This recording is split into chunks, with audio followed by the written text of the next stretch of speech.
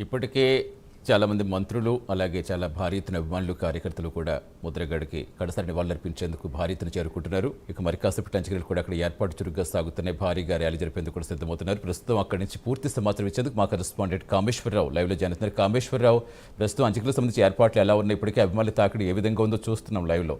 చాలా మంది మంత్రులు వచ్చారు, ఏం చెప్తున్నారు, వాళ్ళకున్న అనుబంధం గురించి వారందరూ ఏమి నెంబర్ వేసుకుంటున్నారు, అలాగే మాజీ సీఎం జగన్ కూడా కాసేపట్లో వస్తారని, ఏ టైంకి వస్తారని ఏమైనా అప్డేట్ ఇచ్చారా?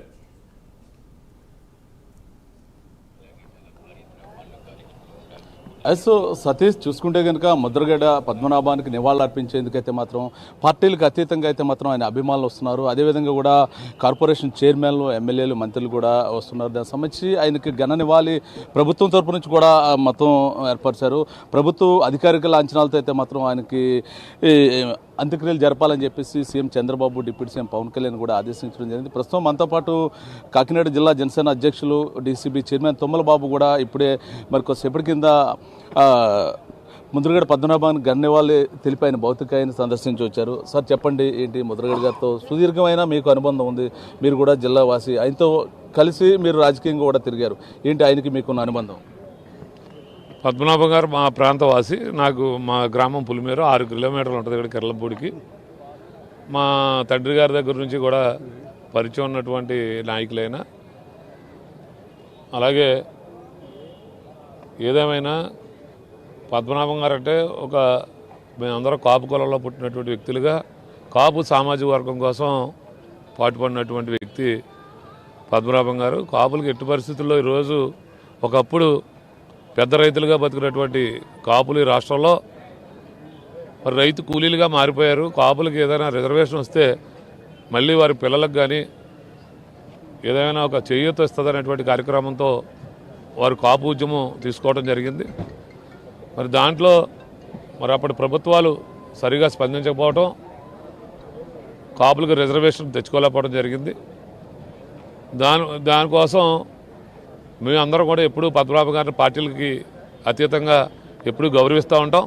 నేను జనసేన పార్టీ జిల్లా అధ్యక్షుడిగా ఉన్నాను, వారు ప్రస్తుతం వైసీపీ పార్టీలో కొనసాగుతూ ఉన్నారు. అయినప్పటికీ ఒక కాపు నేతగా మేమందరం కూడా వారికి వారి కుటుంబానికి అండగా నిల్చోవాలి, ఒక ప్రగాఢ సానుభూతిని తెలియజేయడానికి ఈరోజు ఇక్కడ రావడం జరిగింది. అంటే కాపులకు న్యాయం జరగాలి, కాపులను బీసీలో చేర్చి దిగువ కాపులందరికీ కూడా రిజర్వేషన్ కల్పించాలని చెప్పి ఎన్నో పోరాటాలు, ఎన్నో ఉద్యమాలు, అవన్నీ కూడా మీరు దగ్గరగా ఉండి చూశారు.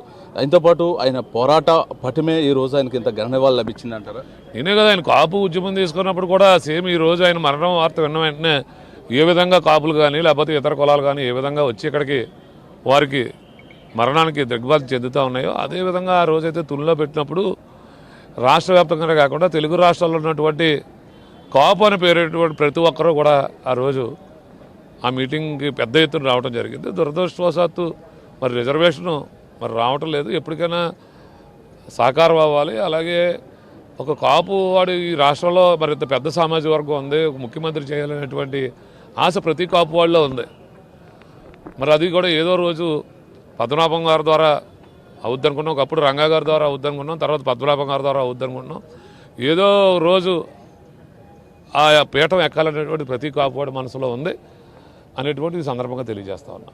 అంటే ప్రస్తుతం మీ పార్టీ సీఎం చంద్రబాబు, మీ అధినాయకుడు పవన్ కళ్యాణ్ కూడా ముద్రగడకి ఘన నివాళి తెలపాలని చెప్పి మీకు ఆదేశించారు, దగ్గరుండి ఏర్పాట్లు చూడమన్నారు. నిజంగా మీ పార్టీ అధినాయకుడిని చూస్తే గర్వించదగ్గ విషయం. పార్టీతో పని లేకుండా ఆయన ఘన నివాళి ఇచ్చారు. చాలా గర్వించి మేమందరం కూడా చాలా సంతోషం చేస్తూ ఉన్నాం. పద్మనాభం గారు మరణ వార్త విన్న వెంటనే పవన్ కళ్యాణ్ గారు మా పేజ్లో జనసేన పార్టీ పేజ్ ఉంటుంది, వారు వెంటనే వారి మరణానికి ప్రగాఢ సానుభూతి తెలియజేయటం, అలాగే అటు చంద్రబాబు నాయుడు గారితో మాట్లాడటం. ఏదేమైనా ఆయన మహానేత, 4 సార్లు శాసనసభ్యుడిగా చేశాడు, 2 పర్యాయాలు మంత్రిగా చేశారు, 1 పర్యాయం పార్లమెంట్ సభ్యుడిగా చేశారు. ఏదైనా మాలో ఒక నాయకుడు వారికి ప్రభుత్వ లాంఛనాలు జరపడం అవసరమైనటువంటిది కూడా చంద్రబాబు ఆ దిశగా కూడా ఆలోచన చేస్తూ ఉన్నారు. అంటే ప్రస్తుతం కాపు గొంతుగా మోగబోయిందని చెప్పి పలువురు అయితే అభివర్ణిస్తున్నారు, ఏమంటారు? ఇది కాపు అనేటువంటిది ఒక మహాసముద్రం, అది ఎప్పుడూ మోగబోతూ ఉంటుంది, మళ్ళీ లెగుస్తుంటుంది. ప్రతివాడి మనసులో ఉన్న కోరిక దీన్ని ఎప్పటికీ అంతం లేదు. ఇది ఏదో ఒక నాయకుడు పుడతా ఉంటాడు, మళ్ళీ అంతటి నాయకుడు మరలా పుడతాడని మేము ఆశిస్తాము. అంటే మీ అధినాయకుడు పవన్ కళ్యాణ్ అయినా మిమ్మల్ని ఆదేశించారు, జిల్లా ఇన్ఛార్జిగా మీరు ఉన్నారు, జరగాల్సింది. ఇది మరణానికి పార్టీలకి మరణానికి ఎక్కడ సంబంధం లేదు. ఎవరి పర్సనల్ ఇష్యూ, వారి మీద ఉన్నటువంటి అభిమానం అందరూ వస్తారు. మా పార్టీ కూడా సానుభూతి పార్టీయే తెలియజేసింది. మా ఉప ముఖ్యమంత్రి పవన్ కళ్యాణ్ గారు తెలియజేశారు. ఎక్కడ పద్మనాభం గారు వారించారు, మీరు ఎవరో వెళ్ళొద్దు, లేకపోతే అలా కుదరదు ఇలా కుదరదు, ఎక్కడ రిస్ట్రిక్షన్స్లో అందరూ వచ్చారు. మా మంత్రి దుర్గేష్ గారు వచ్చి రావడం జరిగింది. ఇప్పుడు తాడేపల్లిగూడ మన నుంచి ఎమ్మెల్యే బొలిశెట్టి సీన్ గారు వచ్చాడు, రాజారావు ఎమ్మెల్యే అందరూ వచ్చారు. జిల్లా అధ్యక్షుడిగా ఉన్నాను నేను. ఇక్కడ ఉమ్మడి తూర్పుగోదావరిలో సెంట్రల్ బ్యాంక్ చైర్మన్గా ఉన్నాను. నేనే కాదు, మా జనసేన పార్టీ శ్రేణులు అందరూ కూడా, మా జన సైనికులకి పెద్ద ఎత్తున వచ్చారు ఇక్కడికి. మాకు ఒక రకంగా మరణాన్ని జీర్ణించుకోలేకపోవడం వాస్తవం. అందరూ వచ్చారు. రేపు రాజకీయం వేరు, రాజకీయం నాకు ఒక పార్టీ ఉంది, జనసేన పార్టీ ఉంది. నేను జనసేన పార్టీ మా పవన్ కళ్యాణ్ గారు ఏ లైన్ తీసుకుంటే ఆ లైన్ ప్రకారంగానే వెళ్తా తప్పించి పార్టీలకి మరణానికి రాజకీయాలకి సంబంధం లేదని కూడా ఈ సందర్భంగా తెలియజేస్తాను.